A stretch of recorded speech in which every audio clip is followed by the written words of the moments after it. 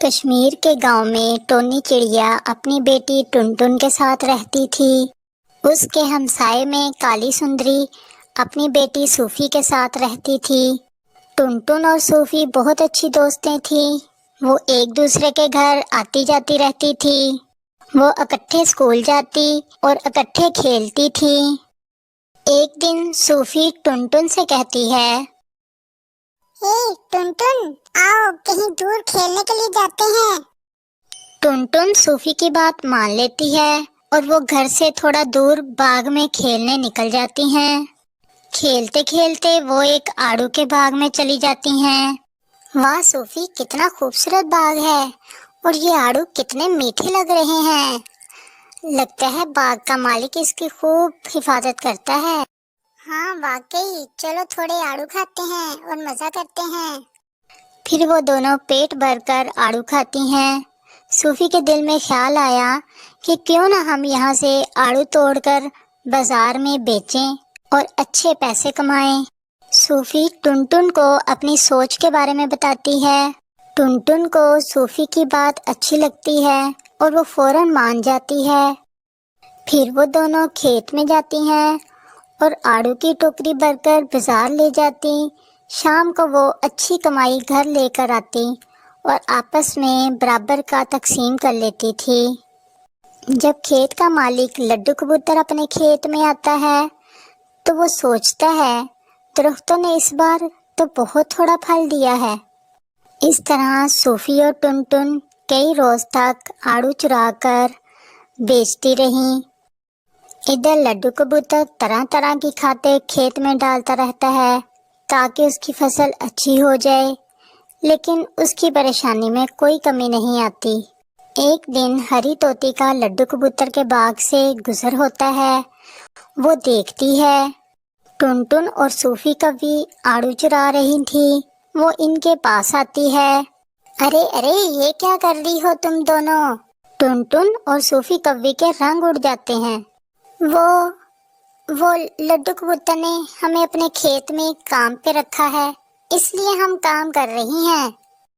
ہاں بالکل ٹھیک کہا، ہم یہ آڑو بیچ کر لڈو کبوتر سے حساب کر لیتی ہیں، وہ ہمیں اس کام کی تنخواہ دیتا ہے۔ اچھا ٹھیک ہے، تم دونوں اپنا کام کرو، میں چلتی ہوں۔ آج تو بال بچ گئے۔ ہاں چلو یہاں سے چلتے ہیں، اس سے پہلے کہ لڈو کبوتر کھیت میں آ جائے۔ ہری طوطی لڈو کبوتر کے پاس جاتی ہے۔ سلام لڈو بھیا۔ لڈو بھیا، میں کام کی تلاش میں تمہارے پاس آئی ہوں۔ کیا تم صوفی اور ٹنٹن کے ساتھ مجھے بھی کام پہ رکھ سکتے ہو؟ مجھے کام کی بہت ضرورت ہے، میری مدد کرو۔ کون کہتا ہے میں نے ٹنٹن اور صوفی کو اپنے کھیت میں کام پہ رکھا ہے؟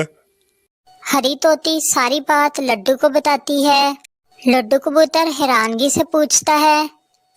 یہ سن کر لڈو بہت پریشان ہوتا ہے اور ہری طوطی سے کہتا ہے، میں نے تو کسی کو کھیت میں کام پہ نہیں رکھا۔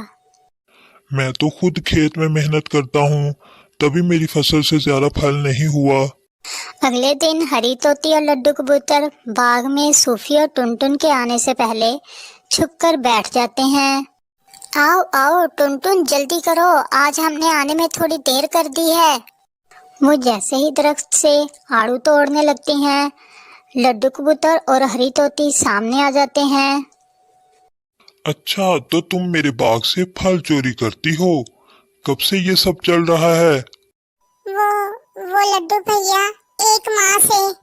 تم دونوں نے میرا بہت نقصان کیا ہے، میں تم دونوں کو چوری کی سزا ضرور دوں گا۔ لڈو دونوں کو پنجرے میں قید کر لیتا ہے۔ ادھر ٹنٹن کی ماں ٹونی اور صوفی کی ماں سندری کوی فکر مند تھیں کہ دونوں گھر نہیں لوٹتی۔ پھر دونوں نے فیصلہ کیا کہ انہیں جنگل میں جا کر تلاش کریں۔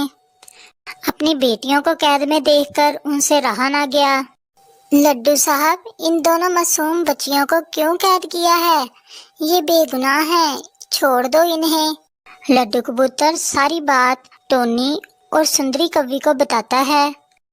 اس میں ان کا کوئی قصور نہیں، ہم ہی لالچ میں آ گئی تھی، जब वो अच्छी कमाई लेकर आती थी तो हम ही उन्हें चोरी करने पर मजबूर करती थी, लेकिन हमने बहुत गलत किया। हमें माफ कर दो, हम आइंदा कभी चोरी नहीं करेंगे।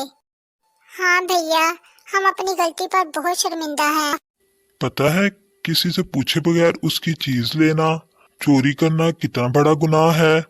तो दोस्तों, हमें चोरी जैसे गुनाह से बचना चाहिए और किसी की चीज़ को बगैर उसकी इजाज़त के हाथ तक नहीं लगाना चाहिए।